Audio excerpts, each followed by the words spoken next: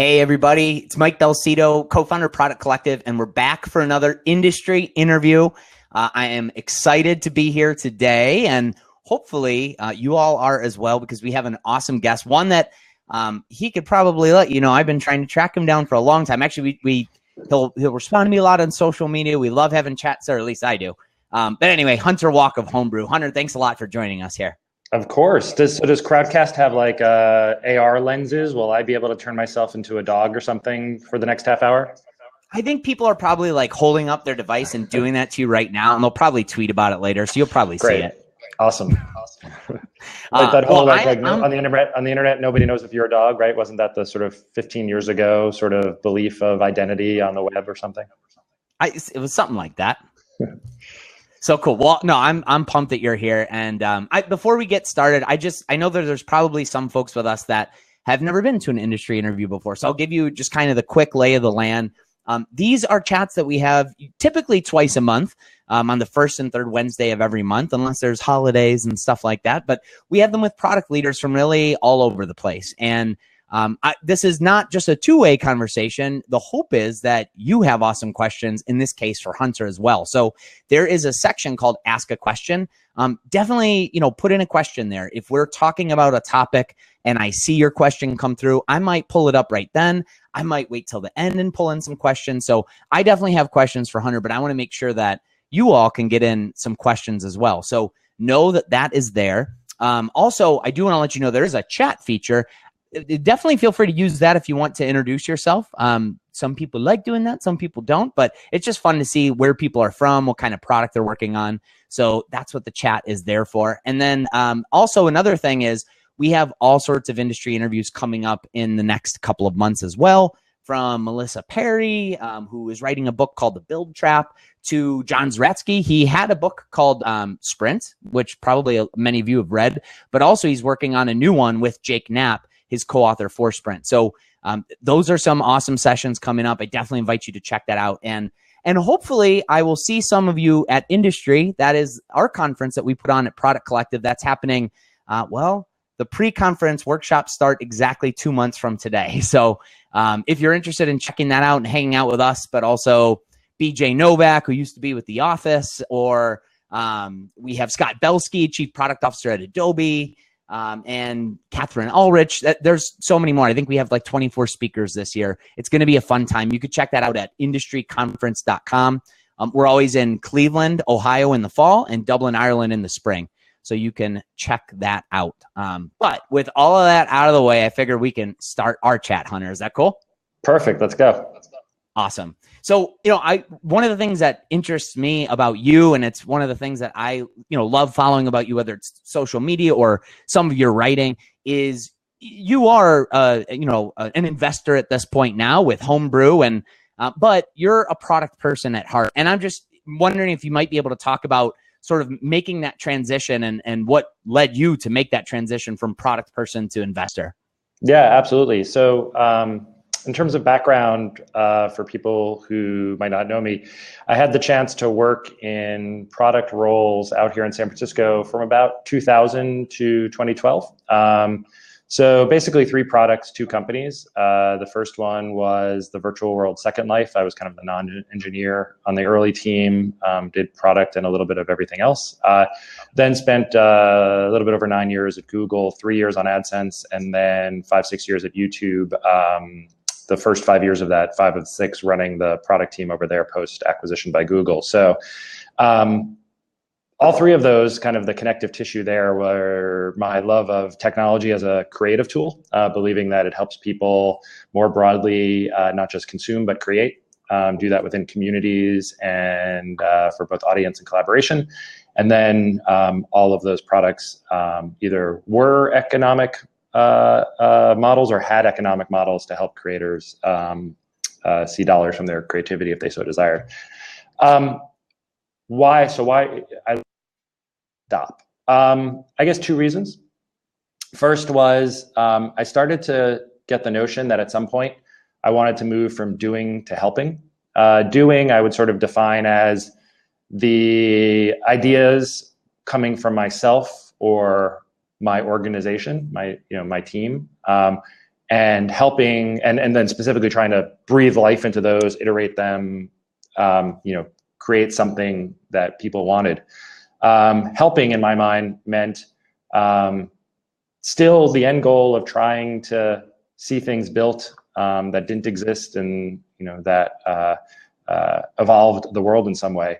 But as opposed to betting on my ideas or my team's ideas, essentially betting on the capacity and capabilities of the rest of the world. I'm 44, and so I started to really get pulled in the direction of, hey, there's generations who are growing up with technology in different ways than I did, and they're fundamentally going to have different ideas, different assumptions about the way the world should work, and increasingly those assumptions are going to be correct, as opposed to sort of the context that I grew up in. And so maybe I can take some of what I've learned and help those people, since we should be betting on them for the future.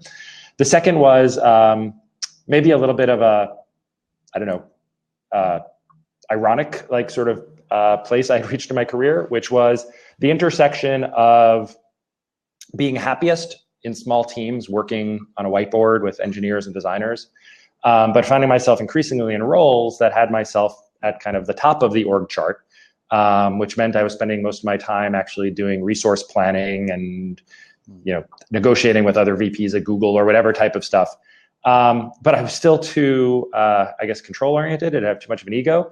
I didn't like having decisions made above me. So at one hand, I was happiest when I was just kind of an individual contributor working with teams building stuff.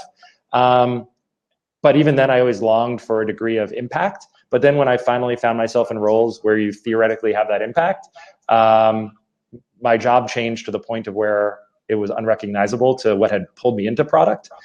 And so I was going to just leave Google after approaching a decade and kind of take a year off to figure it out.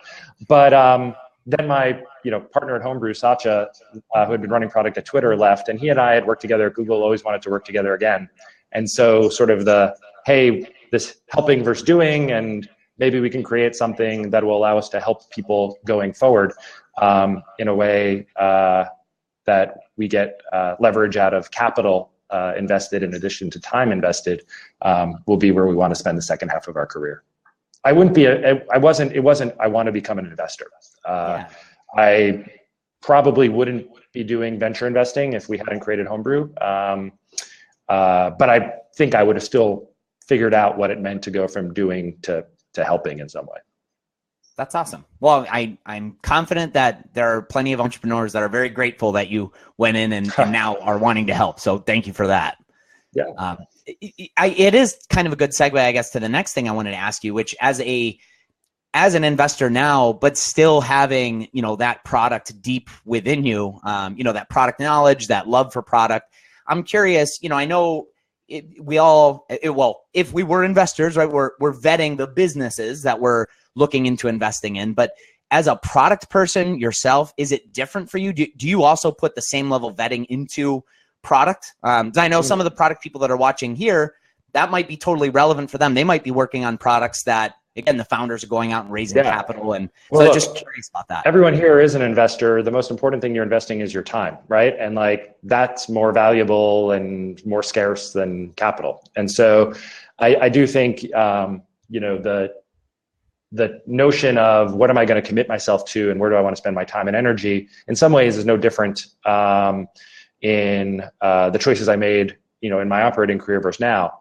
But I am thinking about those decisions in a different way. I get to make multiple investments versus, one, in the sense that I was kind of serial monogamist in the products I worked on. And I also don't sit on their org chart. My goal is to help them become the best version of what they're going to be. And that has to sit in the head of the team building it, not in my head. I did some lightweight kind of angel investing during my last 5 years at Google. It was the byproduct of finding myself in an operating role where I was going very deep. And there were things going on adjacent to me that maybe wouldn't have been as relevant in the near term to YouTube, but I wanted to learn about. I'm a liberal arts guy at heart, so I'm a big believer in sort of adjacent learning. And so I made some investments in spaces like mobile commerce, which in 2007, 2008, 2009 started to be very interesting, but YouTube at the time was fully an ad-supported product and wasn't really thinking about that. And I the beneficiary of, a little bit of, was pre-child. I was married, double income, no kids, like I could afford to lose some money. And I realized that, fortunately as a whole, like I got to participate in a small way in some very interesting companies, but some of the ones that didn't work out, I was able to sort of look and say, what did I do wrong? What didn't I realize during that process? And two of the reasons that sort of befell me once or twice came back to a realization that now in a sort of professional investing role really benefits me. The first was, and there were issues of, I'd say, of ego or enthusiasm. The issues of enthusiasm were sometimes teams would pitch me, and I was so excited about the vision and what they described that I would do a lot of talking as opposed to listening, or I'd be listening, but I'd be filling in the details in my head. I was bringing too much to the conversation because the question I was sort of ended up thinking was, how would I build this versus how are they going to build this? And that taught me to try to make sure that during a set of interactions with an entrepreneur, I'm really thinking, even though we try to be sort of, let's call it like value add capital and put sweat and reputation behind these teams, not just dollars. The question I'm trying to ask myself is, how would they build this, if they didn't take any advice from me, since it's their company? And then listen and learn and sort of see where their blind spots, see where their tendencies. Doesn't mean somebody has to be perfect. We're all sort of works in progress, but understanding it a little bit more. The second was ego, where I just knew the team was good, not great, maybe, but sort of felt that the idea was so compelling that I could coach them up somehow. Like if I just spent an hour a week with them, we'd figure it all out. They'd be a great company. And those didn't work out. Like I didn't spend an hour a week with them, and again, you're betting on the team. You're not betting on your ability to impact the team. And so fortunately, now when I come to sort of the question you asked, which was in a role at Homebrew where we're making a small number of concentrated investments each year, but at a very early stage, what do I need to believe about the product capabilities of the team? We like to see some experience going from, idea concept to product. Doesn't mean they have to have been a formal product manager. Could have been a designer, could have been an engineer, could have been somebody. If they're maybe just a business side team and they don't necessarily have those capabilities in-house yet or are hiring for them, we really need to understand how well they understand the customer, how well they understand the problem. Is it something that they can intuitively develop versus something that would require maybe a little bit more user research, customer development to really understand. But I think for the most part, maybe it's bi-directional self-selection. Like we tend to attract people who, are thoughtful about their product. Maybe they're at different levels of experience. So some might be very young or early in their careers, but they inherently want to build something that people are going to use. And that's a prerequisite for us. We probably over-index on, I guess, like founder market fit versus just product market fit. We want to know, why in a success scenario do you want to spend 10 years of your life working on this? And, how do you define the problem? And why do you have empathy for the answer? Why do you want to people use the word disruption all the time, right? So we sort of say disrupt with love as opposed to contempt. Like it's okay to upset the apple cart. It's okay to piss some people off. It's okay to have a vision of the future that might be controversial, but we like to see it done in a way that sort of fundamentally means that they are like excited about the destination and want to, transform it for the better versus just, extract economic rent, from a industry that's going through a transformation or something like that. Yeah. Well, and somebody just asked this question. It's kind of relevant to what you just brought up. I'm curious, as a product person at heart, do you weigh product? Do you feel like differently or more than other investors might compared to the other things that any investor would weigh when they're considering investing in a bit? Maybe, like I said, I don't feel like because we have that capacity in-house, maybe from an experience standpoint, I guess I feel like, man, if any of our companies that we backed release a shitty product, I feel really bad about it because we probably could have helped them. But but I don't think it creates a higher hurdle in the sense of having like been in and around product innovation, trying to preclude taking risks, right? Like it's too early. I do bias towards people who, make as opposed to talk, right? So for me, there's a bunch of different types of businesses where waiting for validation from an investor to see whether or not you should put sweat into it is a bad signal. Like a marketplace business, right? Like there's a lot of ways before you raise millions of dollars to do quick, cheap tests of whether you can like create demand side or supply side liquidity.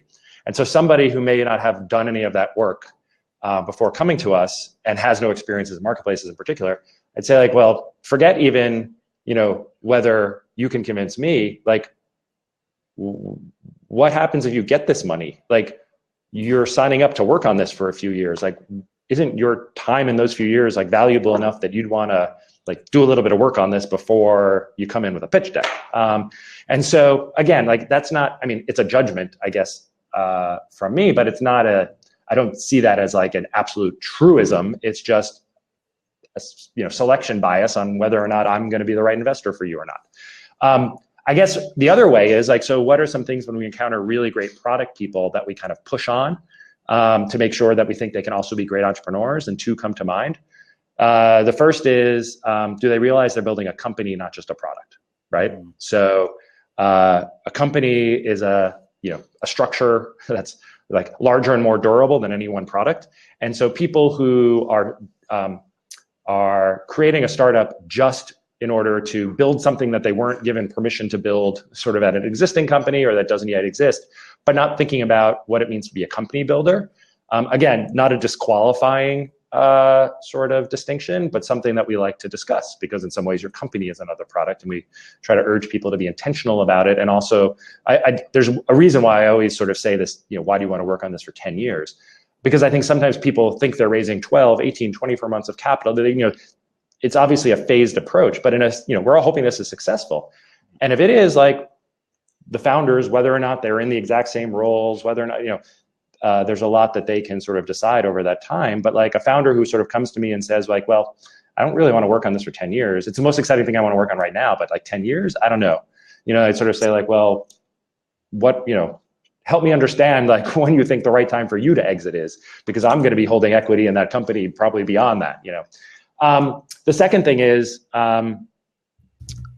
especially out here in San Francisco and given our networks, like you can see a lot of very qualified people who have spent, have spent time in some of the larger tech companies, and you learn a lot of things there, but there's also a lot of things you're protected from.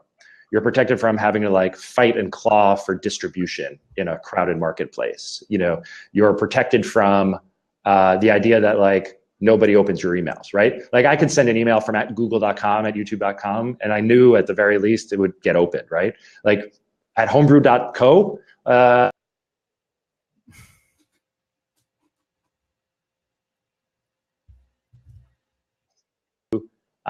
either, in terms of side projects or in terms of the recognition of some of the things they know they've done, or some of the things that are going to be hard in the model and how they want to sort of test and solve for that. It's not as easy as, taking a pitch deck to the SVP of marketing and getting a Google homepage placement, when you're a startup.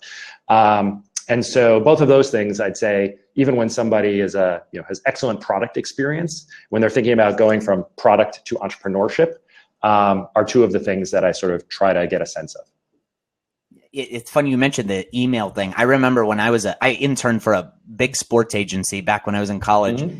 and my emails would be opened much more than when I was, founder of my first startup. Yeah. Nobody knew what eFuneral was. That was my startup at the time, but they knew what IMG was, at least the people in the world I was in. But anyway, so I can relate to that. I used to, exploit that to essentially, I'm curious by nature, and I really like meeting people who are outside of tech, but excellent in what they do.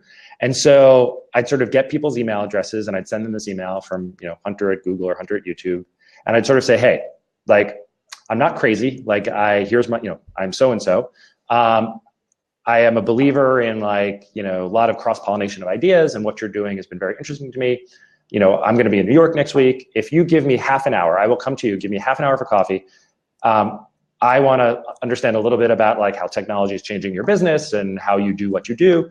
And in return, like I'll answer any questions, you know, you have about like Google or YouTube or tech, you know, to the extent I can. And I promise to play sort of like an air traffic controller role for you. Like if you need, like Google's impenetrable, you know, if you don't know people there. And like, if a year from now you need to you know, you're trying to figure out like who to get in touch with from the biz dev team on Google Maps because you're, you know, trying to propose something, like I'll make that connection for you. And I ended up like getting to meet, you know, the editor-in-chief of Marvel Comics and like all these like crazy interesting people. And like sometimes I was able to, you know, turn those into interesting relationships. And it wasn't because I was trying to like necessarily network or like build out, you know, some sort of value. It was more just like, man, you know, the world's an interesting place. And if you have the opportunity to not just, you know, build the connections with the person next to you, but people who, you know, are excellent in what they do, but from a totally different discipline, I always think you should like take 10% of your, you know, sort of time and put it in that direction, as opposed to just like, you know, meeting yet another tech luminary, so to speak. Yeah, I love, that's awesome. For people that are watching that are from companies that might have those recognizable names, that's like an awesome life tip. So Yeah. that's really cool. Thanks for that. Take advantage of it while you can, or use your EDU address. Sometimes the other hack is if you still have access to your EDU address, sometimes you'll get a greater open rate because people think you're a student, and people always want to help students.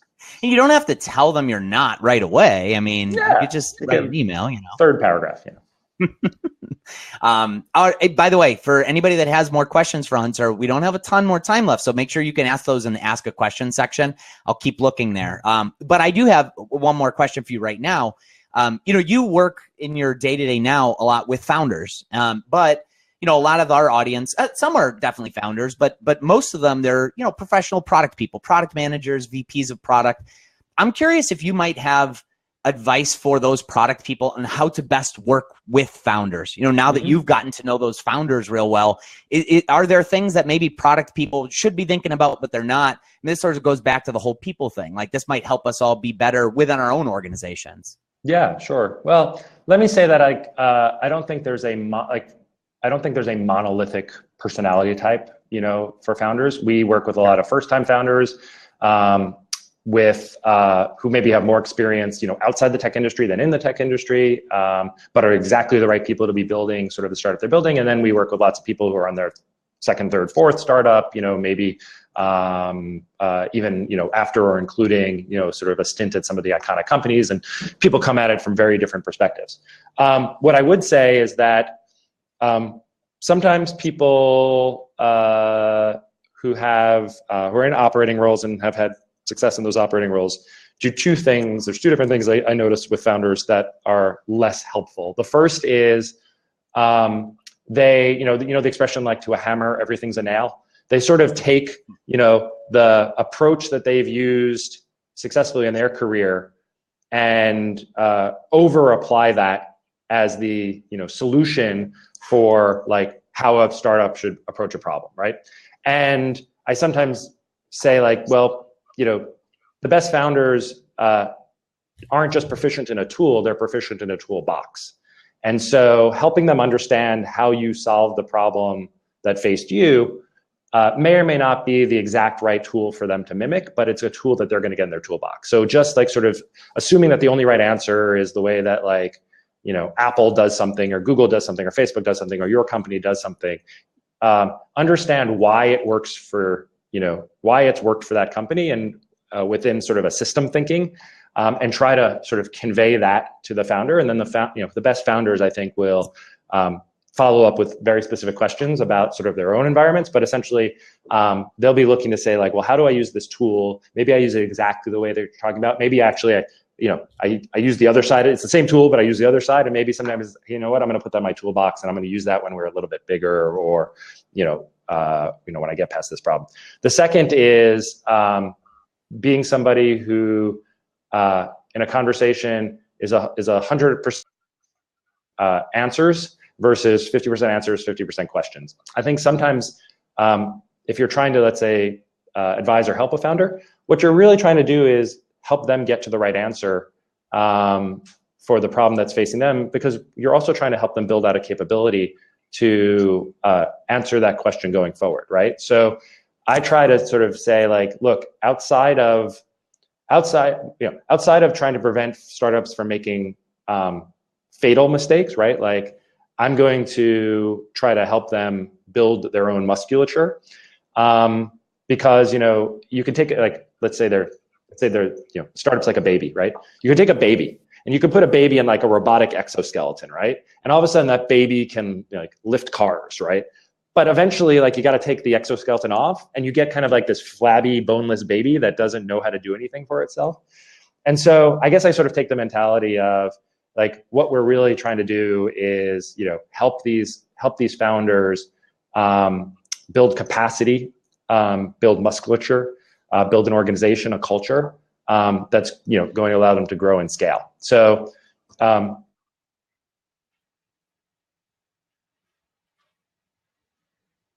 and help them build capability to select the right tool and apply it in a way that's appropriate for their situation. And you'll be a great friend, advisor, consultant, to any of these organizations. Yeah, that's awesome. That's great. Well, I know product people oftentimes, and they make the transition to being a founder themselves, or they want to, maybe there's a product manager that wants to get into more product leadership role, and then eventually they become a founder. I'm just curious, you having those product leadership roles in the past, but also now working with so many founders. I'm just curious if you have feedback for product people that maybe they're at that sort of individual contributor level now, yep, but they want to get into more of a leadership role, or might even want to start a company at some point. If there's things that they should look out for, just any sort of feedback that you might have for them. Yeah. So one thing I see from a career standpoint that I have sort of like a personal bias against is people who stay through the first half of the curve, but not the second half of the curve. And I sort of specifically made like maybe a downward slope, because like the second half of the curve can sometimes mean things are tougher. You're not learning as much from a skill-based perspective, but you're learning as much from a leadership perspective. It's sort of like the implementation and transition and scaling and success, not just the conception and launching. And you'll hear people say things like, oh, well, it's not as much fun, or I'm not learning as much. And they end up leaving 15 months, 18 months, into an interesting company. And you do that, like, there's plenty of reasons to do that, especially if it's a company that isn't fulfilling its full promise, or you're not working for somebody you respect, or things like that. And, all of these are sort of assuming people have multiple options, right? I realize that a lot of the time it's, you go through phases where you just need a gig, you just need a job. But I think if you do that several times in a row, what that sort of says to me is, you don't know how to finish. You know how to start, you don't know how to finish. And you do that a few times in a row, and all of a sudden you're 30, 32, whatever, and you're like, why don't, I want to be a VP, why am I not leading things? And it's because you never stayed, you never stayed to finish the job. You never stayed to say, look, as a product manager, I'm owner of this product for a phase, and my goal is to, take it from point A to point B, or point B to point C, or point C to point D, and then figure out whether I'm right for the next phase or not. And if I'm not, hand it off to the next right team, in a better position than it was left, for me. And I think those phases take 2 to 4 years, 3 to 5 years. Like, they're real especially if you've picked the right company, like, there's going to be a lot of work to do. And I mean, some of this is sort of self-justifying, my own choices and identity. But I feel pretty strongly that it's not just about sort of creating a rapid, sort of portfolio of small equity grants or a bunch of names on a resume. That at some point, did you finish the job matters. More so for, I'd say, linear advancement in an organization, or going from a an IC role to a manager role to a VP role within industry. I don't necessarily look for that same path from a founder perspective, although the founders that maybe have stayed for some period of time, gotten to the point where they think then they're ready to start the company, is fine. People who did do a bunch of mercenary stints, I sort of wonder if they're ready to stay for a 10-year period. That's slog, right? But like, I'm not passive aggressive in that sense. Like, I'll ask them, like, we'll have real conversations about it, because sometimes people have, recognize something about themselves and they're ready to make a transition or commitment, or something was the big difference between that they realized was, they just don't like working for other people, and they want to build something that represents their values, their culture. So, that would be my kind of like 50,000 foot recommendation. Yeah. Well, I wish I could ask you a million more questions, but we're actually we'll come back. We'll come back another time. We'll do. I'd love that. That would be great to have you back another time. Well, and I also know that, you are active on social media. Maybe you could let folks know also where they could find you and some of your work. I try to respond to everything at least once. Hunterwalk.com is where I blog. Hunter@homebrew.co is where I email. And at HunterWalk is where I tweet. In fact, like, HunterWalk is sort of my username on pretty much every service. For a while, like, people used to call me their first friend. And I was like, what do you mean? And they're like, well, any service I log into, like, you're already there, and we get matched as like, would you like to follow so and so forth. Now that I'm older, an investor, and like not playing as much with every social app, I may not be your first friend anymore, but I could still be your friend. That sounds like a Twitter bio for people. Like, Hunter Walk was my first friend. Yeah. Like, that kind of. Well, hey, thanks so much for sharing all that. Hopefully people can keep in touch with you there. And yeah, we'd love to have you back at some point. Just thanks for spending the time with us. Yeah, no, absolutely. Thanks for inviting me. It's always great to talk with folks. And I've been keeping an eye on the right-hand column. And thank you, everybody who's been asking good questions. Awesome. All right. Well, thanks a lot, Hunter. And thanks for everybody for joining us. And hopefully we'll see you all soon. Have a good one, everybody. Thanks.